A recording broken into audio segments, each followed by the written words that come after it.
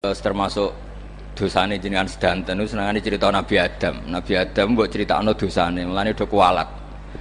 Wong nyeritakno bapake kok nyeritakno napa? Dosane.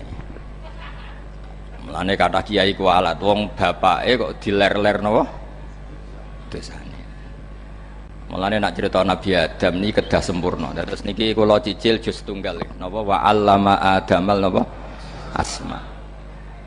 Pertama kali hubungannya Nabi Adam kalian Allah Subhanahu wa taala ini hubungan mengajarkan nama sesuatu. Jadi sampean jangan pakai teori modern bahwa apa artinya sebuah nama. Nama itu penting sekali. Sekali penamaan itu salah berarti Anda menstatuskan secara nama salah dan itu berakibat fatal. Jadi semua kesalahan manusia mulai periode syirik mensekutukan Allah itu karena kesalahan menyebut apa? Nama. Ini penting kalau aturan. Jadi misalnya orang Arab itu ada batu tertentu yang dipahat disebut manat. Manat itu dari kosakata manan, pemberi. Yang satu disebut uzza, sesuatu yang aziz, yang agung. Sehingga akhirnya diperagungkan. Coba kalau misalnya manat dan lata itu ketemu orang lasem, terus ditanyakan, ini batu apa ini? Dari Purwodadi apa dari Mojokerto, yang mahat siapa? Ini irungnya ndak pas, ini matanya kok agak picek. Andekan distatuskan seperti itu, kira-kira disembah apa enggak? Enggak. Iki pas pembuatan ini pate protol terus digenti gitu. Sehingga setiap kemusyrikan itu semua para nabi ngendikan inhiya illa asmaun sammaitumuha antum wa aba'ukum ma anzalallahu biha min sultan. Sebagian ayat ma anzalallahu biha min sultan.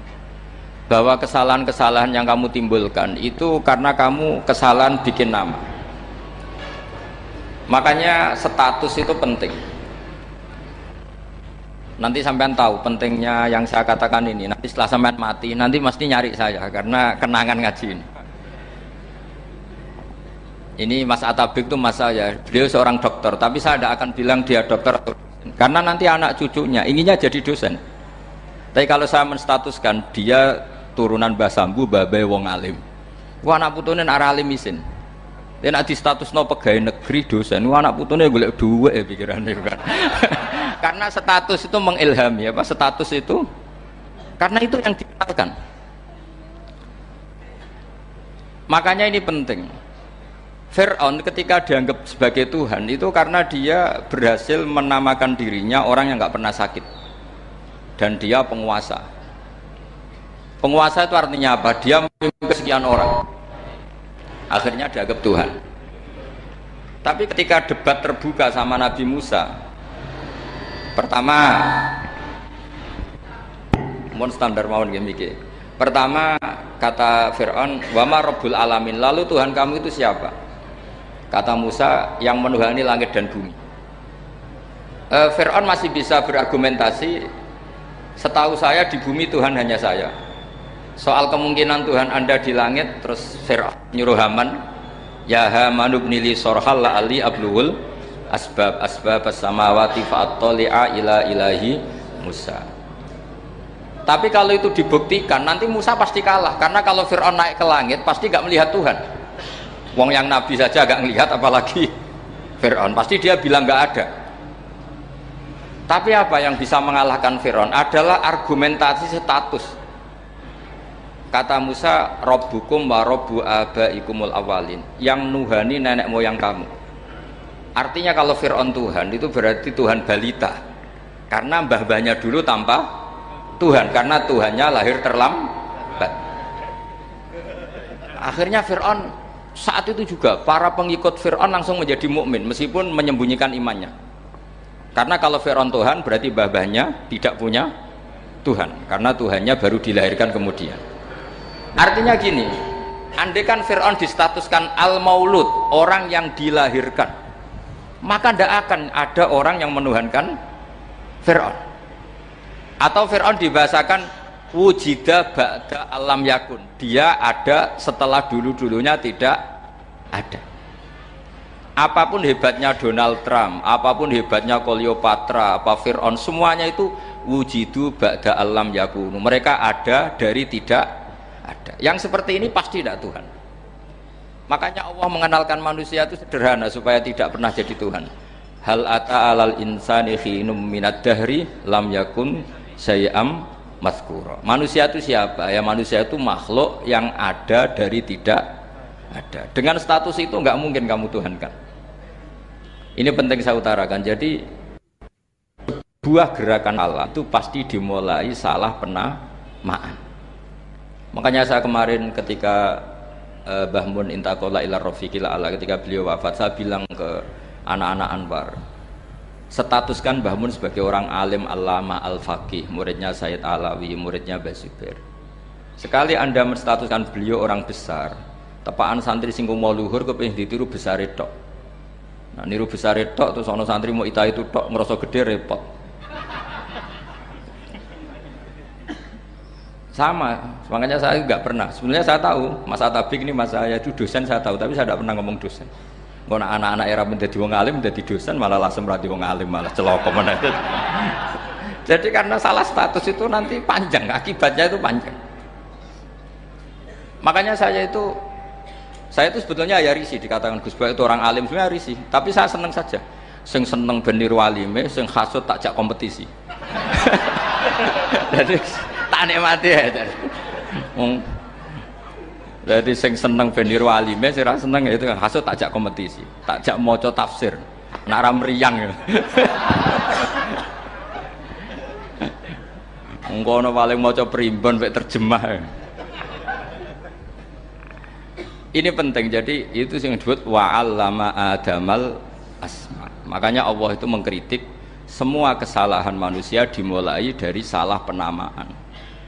Makanya saya kemarin Pak Pilpres sering bilang, kalau presidennya ini maslahat, kalau enggak ini enggak maslahat. Mana ada kemaslahatan ditentukan hanya oleh seorang presiden?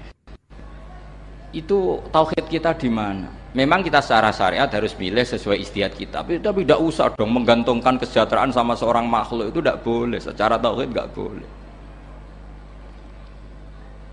Makanya ini penting sekali, jadi nggak boleh orang salah nama. Kita tetap memilih presiden, milih kiai, milih siapa saja, tapi tidak boleh menstatuskan manusia sama dengan status Tuhan. Itu bahaya sekali dalam ilmu tauhid. Terus yang ketiga, kenapa nama itu penting? Begini, alam yang dipakai Quran, alam itu nama ya, alam mangkul, semua alam. Wah nanti subuh tak jamin pinter nih, tapi saya tetap mau setengah jam, karena saya tahu sampai subuh pun kira-kira ya tidak pinter, jadi ya setengah jam. Jadi nanti kalau kamu ditanya kenapa tidak pinter, mari Gus Bak mulangi mau setengah jam, punya alasan. Kalau sampai subuh kok gak pinter kan, goblok banget nanti subuh orang pinter. Ya nak orang-orang bilang gitu. Lah anak sing ngomongin, oh mesti salah metode, gurune sing salah. Diulang orang pinter-pinter mesti salah sing mulang gitu. Malah repot lagi nanti.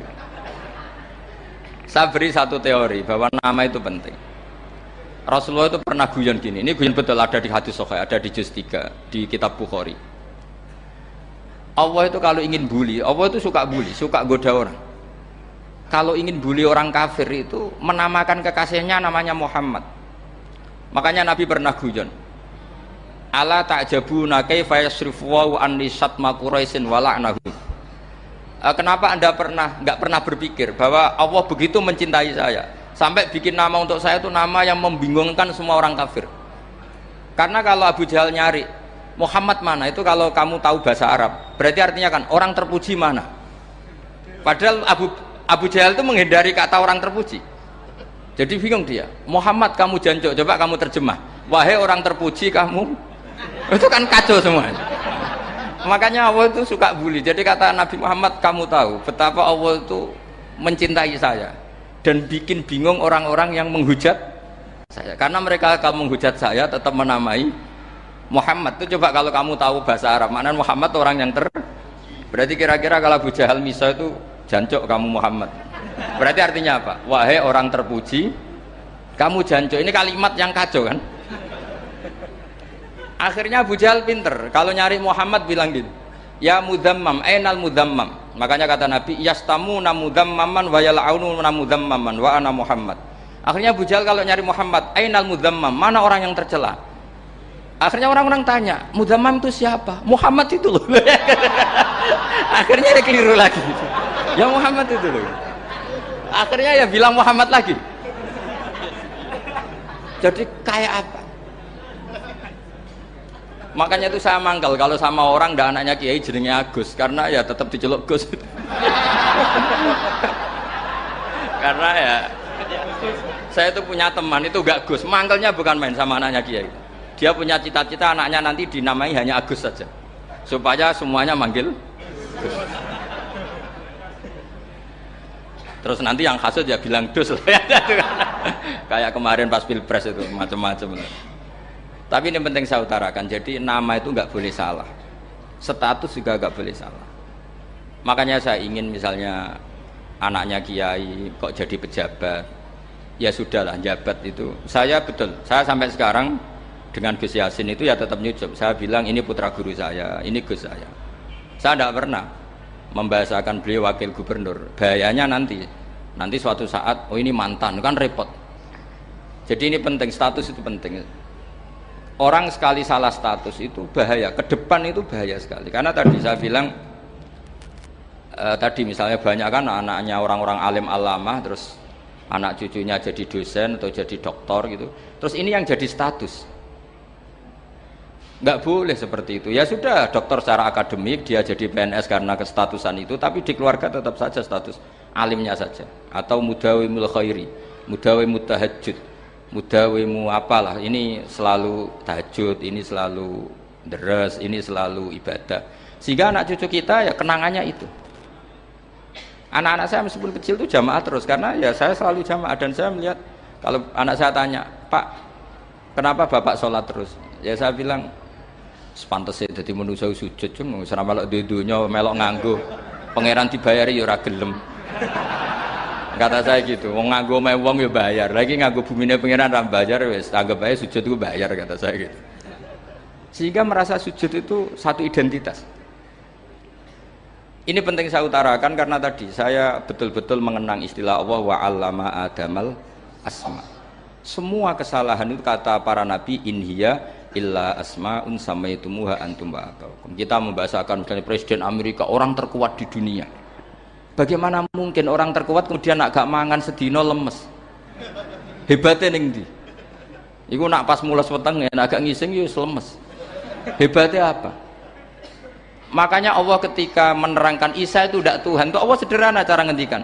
Kana yakulani ta'amal masih ibnu Maryam illa rasul qad khalas min qablihir rusul wa ummuhu siddiqah kana yakulanit ta'am. Artinya kalau Isa itu tidak mangan ya lemes. Nak keluargen ya kudu ngising. Lah terus mbok sembah terus piye? Jadi gak kebayang seorang Tuhan kemudian kalau gak makan tuh lemes. Berarti statusnya Isa apa? Orang yang lemes kalau tidak makan. Terus kamu Tuhan kan? Aneh gak? Aneh. Jadi andaikan manusia dengan status yang diterapkan Allah, yang distatuskan Allah, itu pasti tidak ada yang salah. Karena yakulanit. Saya itu insya Allah tidak akan pernah salah nama. Saya punya cerita ya tentang nama itu. Ketika seseorang baik sama tetangga, itu kalau sampean seorang mukmin yang mukhlis, mukmin yang ikhlas, pasti ya karena diperintah Allah. Saya ngajar seperti ini karena diperintah Allah. Baik sama pernah sepuh karena saya turunan Mbah Sambu, ya karena menghormati Mbah Sambu. Itu bagus. Sehingga dulu itu ada ulama, saya berkali-kali cerita, ada ulama punya tetangga itu berdua, anak muda. Ya Ahmad, silahkan ke rumah saya. Datang. Setelah datang ke rumah pemuda tadi, kata pemuda tadi, ya Ahmad silahkan kembali, saya tidak butuh kamu. Kembali Imam Ahmad, dan santai saja. Setelah kembali sekian menit dipanggil lagi, ya Ahmad saya jadi butuh kamu, datang ke rumah saya. Datang lagi. Setelah datang, saya tidak butuh kamu, silahkan pulang. Pulang sampai 3 kali. Itu Imam Ahmad senangnya bukan main, kelihatan ceria, senang. Lama-lama muda ini tanya, ya Ahmad kenapa Anda tidak tersinggung, bukankah itu menyakitkan? Enggak, kata saya. Tapi saya akan menyebalkan. Enggak, kata saya. Kata Imam Ahmad, kenapa aja? Saya ini diperintah sama Allah, kan apik mbek tangga. Jadi nak mbok undang ya teko, mbok kon mulai ya mulai. Alhamdulillah iso nglakoni perintahe Allah. Jadi aku ora ono hubungane mbek kowe. Sehingga orang itu gak bisa didikte oleh di sekelilingnya karena ya hubungannya langsung sama Allah Subhanahu wa ta'ala. Jadi dulu itu orang jadi wali itu segampang itu. Kalau kamu kan enggak, hukum tentang tetangga itu kamu kayak orang kapitalis, kayak orang komunis, pakai teori sosial. Nak diapik yo apik, dieleki yo elek. Itu kan pikiran PKI itu. Artinya satu perilaku sosial didikte oleh makhluk itu perilaku orang mukmin atau orang ke PKI. Itu orang PKI. Kalau orang mukmin yang mangkana yu'minu billahi wal yaumil akhir fal yukrim jarahu, kita baik sama tetangga karena diperintah Allah, sehingga kecewa tidak kecewa ya santai saja. Imam Ahmad katanya, kenapa engkau tetap ceria? Aku ora urusan mbek kowe, urusanku mbek pangeran. Pangeran ngutus sampe mbek tonggo. Ya sudah seperti itu. Jadi andaikan seorang manusia melakukan kebaikan karena dia makmur, amarahu wa, kita diperintahkan Allah baik sama tetangga. Ya bahasanya tetap seperti itu. Kita diperintahkan Allah baik sama. Sehingga ketika ngalami kayak yang dialami Ahmad, kita santai saja. Ketika kita datang bi amrillah, ketika kembali ya bi amrillah, sehingga ya sudah kita dapat pahala. Tapi kalau kamu kedikte secara sosial, maka kamu akan menjadi orang murahan, yaitu seorang ulama didikte oleh anak muda yang kampungan. Justru kita kalah kan, kita kampungan sekali karena kita ulama senengnya kalau disenengkan orang, mangkelnya kalau dimangkelkan orang. Artinya apa? Kamu didikte makhluk. Itu kerennya di mana coba? Kerennya di mana? Enggak ada sama sekali. Apalagi yang dikte trimo canom sing goblok sing desa. Kamu seorang ulama besar. Tapi kalau kamu hubungannya dengan Allah, dia muji kamu, alhamdulillah dipuji. Dia memaki kamu, alhamdulillah dapat pahala lewat jalur sabar. Kan santai saja. Sehingga saya berkali-kali bilang, setan itu untungnya tidak pernah ngaji saya. Kalau ngaji dia pasti ngerusak metode, rubah metode. Tapi saya tadi berdoa supaya ngaji ini nggak didengar setan. Setan itu ya goblok betul. Setan itu kan suka ya kalau anaknya kiai, cucu kiai dibikin konflik. Dia ngiranya dengan konflik pondok itu tidak solid. Ternyata enggak. Misalnya Mas Atabe konflik sama keluarga, Bani Lasem, terus ada yang minggat ke Papua kemana-mana. Namanya turunan kiai di mana-mana tetap bikin pondok, bikin masjid. Yang dulu masjid hanya ada di Lasem, barokahnya tukaran ada di mana-mana. Lah itu namanya setan itu salah perhitungan apa? Makanya gobloknya dia itu udah ngaji saya. Kalau ngaji tak kasih tahu itu bahaya itu. Bikin kiai konflik itu bahaya. Iya betul. Islam ada di Indonesia itu ya barokahnya konfliknya sahabat. Sayyidina Ali dan Sayyidina Muawiyah itu konflik. Banyak sahabat netral yang ingin menghindari itu mau ke Cina. Di Selat Malaka sebagian terdampar, terus ada yang ke Aceh, ada yang ke Sumatera. Namanya Syekh Baros, itu muridnya Sayyidina Ali. Makanya awal Islam di Indonesia dimulai Syekh Yusuf Baros itu. Kalau Timur Tengah nggak ada tukaran, itu tidak ada Islam menyebar kemana-mana. Nah setan ngiranya kalau sahabat tukaran itu nanti kacau. Ternyata enggak, malah Islam menyebar kemana-mana, barokahnya tukaran. Dulu Solo karena konflik ya banyak ulama yang ke Selasem kemana-mana, gara-gara Solo nggak kondusif. Akhirnya kayaknya keduman basambu, keduman macam-macam. Sedangkan mawon kiai tukaran terus betul apa-apa. Yang penting ora bacok-bacokan, rasanet-santetan wis. Terus pokoknya rasan-rasanan ringan ya sudah itu bagus. Memang Allah bikin seperti itu. Enggak apa-apa. Kata Allah wala yazaluna mukhtalifina illa man rahima rabbuk. Kata Allah walidzalika khalaqahum. Ikhtilaf itu barokahnya masyaallah. Kalau saya setuju pendapatnya Mas Atabik, saya jadi dosen. Nanti yang ngaji tafsir siapa? Tapi kalau dia setuju saya, dia jadi ahli tafsir, yang jadi PNS siapa? Ya sudah, barokahnya khilaf. Dia jadi PNS ya dapat gaji, tapi gaji itu bisa dihitung. Kalau naik harus tambah prestasi. Kalau saya kiai min haitsu la yahtasib, pasti cepat kaya saya. Karena rezekinya kiai itu tanpa batas. Makanya haji saya itu plus. Saya itu tidak kaya, tapi haji saya haji plus. Masa tapi paling reguler. Karena rezekinya kiai itu min haitsu la yahtasib. Makanya saya pernah disoal sama teman-teman dosen di UI. Bapak kok berani pulang ke Rembang? Kiai itu kan rezekinya agak jelas. Kata saya justru agak jelas itu bagus. Kalau sampean kan konsisten segitu nilainya, kalau saya enggak kata saya. Jadi tak nikmati saja. Karena saya hamba Allah, bukan hamba negara. Kalau hamba Allah ya gaji Allah, kalau hamba negara ya negara itu negara sama Allah kayak mana? Oh ya sudah pinter berarti sudah. Jadi jangan pernah kita ini salah nama. Kalau salah nama itu bisa panjang. Makanya ada wali itu kalau dongo itu rontok kriminal, tapi malah pangeran seneng.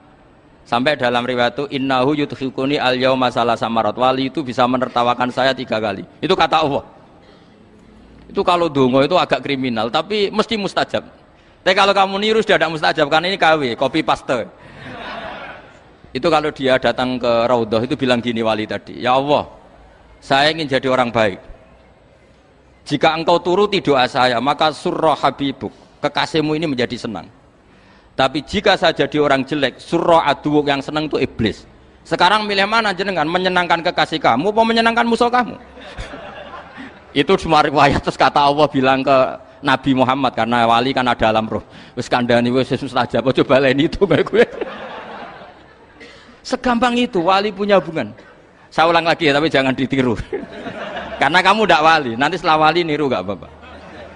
Ya Allah, saya ini ingin jadi orang baik. Kalau saya jadi orang baik, maka surra habibuk, kekasihmu menjadi senang. Kalau saya jadi orang buruk, surra aduwuk, musuh kamu menjadi senang. Tinggal engkau lah sekarang sebagai Tuhan, senang menyenangkan kekasih kamu, menyenangkan musuh kamu. Ya tentu Allah pilihannya kan senang menyenangkan kekasihnya. Terus kata Allah, sudah sampai situ aja doanya, jangan panjang-panjang, baca-baca malah repot. Semudah itu mereka hubungan dengan Allah SWT karena mereka tidak pernah salah nama. Kalau kita kan tidak. Kita tidak mesti walinya, tidak mesti istiqomahnya, kiai saja karena diangkat MUI, bukan karena kiai betul, atau diangkat di struktur kepengurusan NU. Terus doa pakai namanya sendiri, ya Allah, saya ini ngitmai agama sudah lama, mbok ya saya ini jadi gini-gini. Status kamu itu belum ada di arsy. Ini penting saya utarakan, jadi nama status itu penting sekali. Sehingga semua kesalahan saya ulang lagi itu karena status. Ini penting saya utarakan karena sekarang itu banyak nama itu disepelekan. Saya itu sering sinau kamus, jadi saya termasuk menekuni tafsir itu diantaranya menekuni kamus. Saya punya kamus banyak, mulai yang dikarang orang setengah kafir, munjid itu kan, kafir tapi setengah. Karena timnya banyak yang muslim juga. Ada yang Verus Abadi, macam-macam. Yang saya kenang dari kamus, diantara kamus yang saya kenang tentu miliknya Said Zabidi, kamus Mukhid itu. Ada kamus milik saya namanya Mukhtarus Sikha, itu dikarang oleh orang alim. Itu bilang begini, sama tak bedai sekarang, lafadz ilah itu maknanya apa? Tuhan kan? Tasniahnya apa? Dia bilang isim ini tidak punya tasniah. Dia bilang ilah, normalnya tasniahnya ilahani, jam'annya taksir alihah. Tapi kata dia nggak boleh. Lughat seperti itu nggak boleh, karena kullusmin harus yadullu ala aini musammahu. Ilah itu nama tunggal untuk Allah, sehingga karena Allah itu tunggal nggak boleh ada tasniahnya ilahani. Karena kalau ilahani berarti kamu nerjemah apa? Dua Tuhan. Berarti kamu nganggap ada Zaidun. Ketika Zaid dua kamu bilang Zaidani. Kalau banyak kan nggak pernah ada Tuhan dua atau tiga. Makanya kata pengarangnya itu Abu Bakar Ar-Razi itu kata beliau, wahadal ismu la musanna lahu wala jam'a wa innama jama'uhu wasannauhu katanya. Isim ini tidak punya tasniah, tidak punya jamak. Tapi kalau orang-orang katanya, orang-orang itu bilang ini ada jamaknya, ada tasniahnya. Ini penting sekali. Karena kesalahan itu enggak ada. Cara teori Quran itu kesalahan itu enggak ada. Yang ada adalah orang salah. Beda loh ya. Tak wari dadi wong pinter. Makanya ini sampai subuh, tak wari dadi wong pinter. Saya ulang lagi ya. Kesalahan itu enggak ada. Yang ada itu orang salah. Pernah ada enggak 1 tambah 1 15? Enggak ada kan? Tapi kalau orang salah bilang 15, ada. Pernah enggak putih ini hakikatnya hitam? Enggak pernah kan? Tapi kalau orang salah, misalnya Rabun bilang ini hitam, ada. Sehingga ini penting, ini dalam teori ilmu mantek. Setiap Allah menyalahkan mereka, itu kata Allah, yaquluna bi afwahihim. Mereka itu melafatkan dengan mulut mereka bahwa Tuhan itu 3 misalnya, bahwa Lata Hubal itu Tuhan.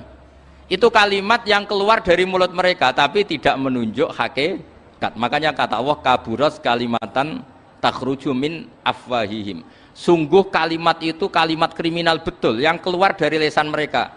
Karena apa? Normalnya kalimat itu tadullu ala musammahu atau musammaha. Yang namanya kalimat misalnya putih yang menunjuk putih, hitam menunjuk hitam. Nah kalau Tuhan yang menunjuk Allah, Tuhan kok ditunjukkan ke batu? Itu kan kacau. Tuhan kamu siapa? Hubal, itu batu apa Tuhan? Batu. Tuhan kamu siapa? Yesus. Yesus itu manusia apa Tuhan? Manusia. Makanya kata Allah, kaburos kalimatan takhruju min, mesti tulisannya iyaquluna illa kadiba. Ini penting saya utarakan. Jadi makanya kesalahan itu tidak ada, yang ada itu orang salah. Makanya kata Allah ja'al haqqu wa zahaqal batil. Kalau ada hak pasti batil itu hilang. Tapi orang yang meyakini kebatilan banyak, tapi kebatilan itu tidak ada. Pernah ada enggak 1 tambah 1 15? Enggak pernah ada kan? Tapi kalau orang bilang itu ada. Ini penting saya utarakan. Makanya kamu jangan janggal. Kata Allah ja'al haqqu wa zahaqal batil. Ternyata sekarang kebatilan ada di mana-mana. Barang batil itu enggak pernah ada. Yang ada pelakunya.